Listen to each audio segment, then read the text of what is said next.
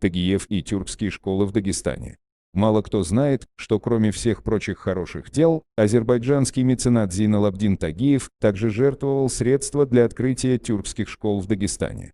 Это без сомнения послужило бы большей тюркизации горцев. Али Каяев писал в 1917 году. Азербайджанский богач Тагиев пожертвовал 1000 рублей на подготовку учителей тюркского языка для Дагестана. Попробуй пойти к нему и выпросить 100-ю долю этих средств для школ на родном языке, он тебя прогонит. И далее.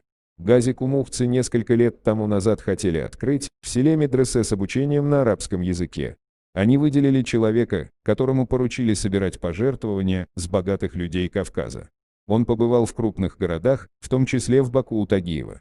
Но никто из них не захотел помочь, они сказали, если поставите обучение на тюркском языке, то средства дадим. На самом деле Али Каяев был против того, чтобы в Дагестане основными языками были русский или турский. Он иногда резко высказывал про тех, кто проталкивал один из этих языков в качестве главного языка. Хотя он против этих языков, как таковых, ничего не имел, и более того сам владел им, и тем более на тюркском языке, написал одну из своих книг, но чтобы они, или один из них, были главными, и дагестанцы оставили свои языки и начали учить и изучать их, он был против. По его мнению, дагестанцы должны, в первую очередь, учить и развивать свои родные языки, чтобы не потерять свое, а общим языком должен быть арабский.